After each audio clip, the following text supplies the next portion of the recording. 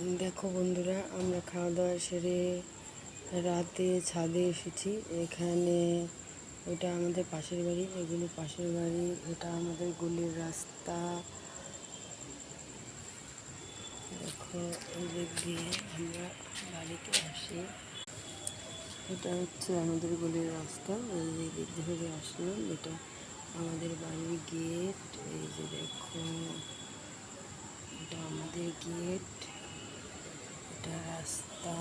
দেখো রাতে সবার ফ্ল্যাটে বাড়িতে লাইট জ্বলছে, মেঘলা আকাশ, আবহাওয়াটা খুব সুন্দর, ছাদে খুব হাওয়া, তাই আমরা এসেছি ছাদে হাঁটতে।